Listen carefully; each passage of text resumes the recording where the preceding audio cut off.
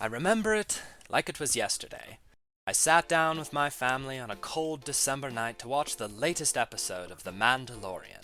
Now, I was on the lookout for surprises this season, but I wasn't expecting what happened next. No sooner had Din Djarin landed on the planet and Grogu began to zen out when suddenly across the sky flew the oddly named Slave One.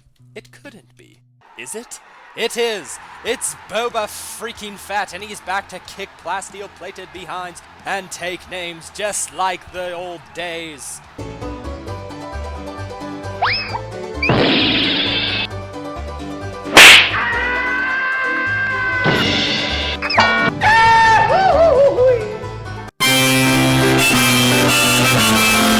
Oh.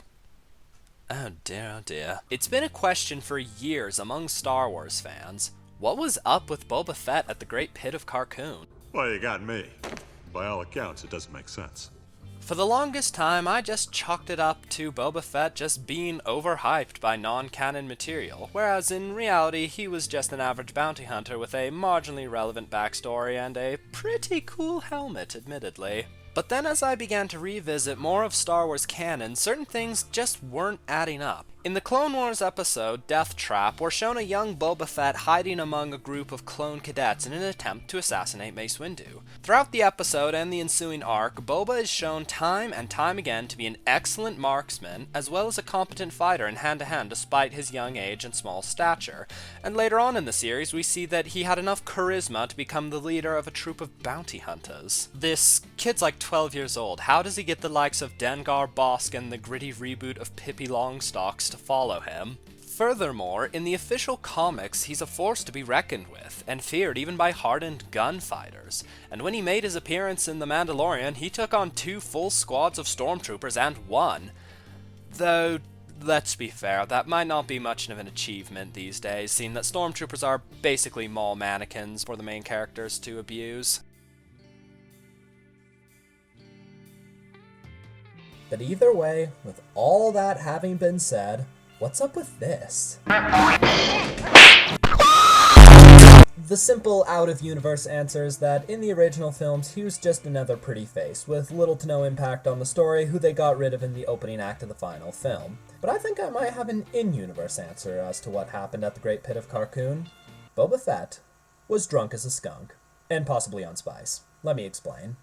During the fight, Boba's reflexes are freakishly slow. He's really more than an amateur camel rider, and he misses shots at close range that should have been easy for anyone to hit. Oh, you don't believe me? Well, let me show you, smarty boy. Hi, we're out in the range today, so please do bear with gunfire you might hear in the background. And today we're going to be testing out whether or not it was realistic for Boba Fett to miss or be accurate at the ranges shown in The Return of the Jedi. Now down there you can see we've set up a target at roughly the same distance Fett was to Skywalker, and we're going to be shooting at it with my Golden Boy 22 long rifle, lever action rifle. Let's see what happens.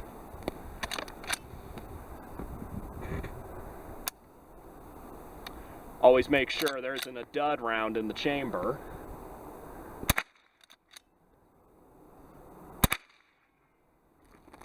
Let's go take a look at the target. So I fired 2 shots, and here's our shot holes. As you can see, very accurate. And I'm not even a professional shooter, so what's Boba Fett's excuse? So we're going to go back to the office and discuss this further, and fair warning, this is the boring point where I talk. And thank you to Paul Harrell for allowing me to steal his identity for the day. With that established, you might now be asking, where would he get any alcohol during the Return of the Jedi? He was just on Jabba's sail barge with all the other drunken criminals from the underworld and Yeah, we really don't have to look far for the source of Boba's favorite brews. Think about it. He just brought in one of his biggest bounties yet and was staying at a crime lord's palace. Of course he'd want to relax and throw back a few with the boys. And when going to witness the execution of Jedi Knight Luke Skywalker, alcohol was flowing like water on that sail barge, and maybe some other stuff as well. You're the one who was getting fancy with the spices! What did you throw in there? This isn't a spy stream.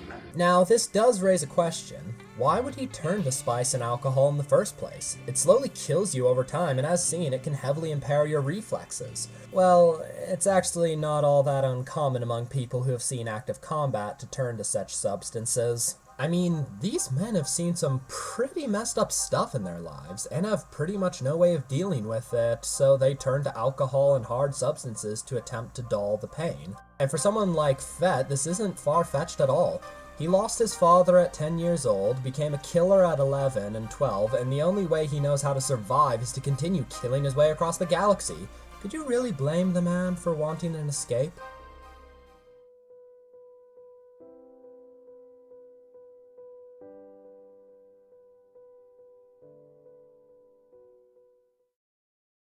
So that's my theory. I personally think that Boba Fett was drunk or under the influence of hard spice when the fight broke out. And under those conditions, it would explain why he stumbled around like a toddler, missed shots at point-blank range, and screamed like a YouTube gamer when he was unexpectedly sent flying. Now we just gotta wait until Dave Filoni or Jon Favreau finds this video and just says, "No, you idiot." Well, that's the end of the video, and now I thought it'd be a good time to tell you that whereas YouTube is just a hobby for me, my real career is as a self-employed writer and illustrator, and you can find a link to my website in the description. I already have one graphic novel published titled Long Live the Emperor, which you can check out, and there will be many more books in the future. That's all for now. I've been Jaren, and I'll see y'all next time.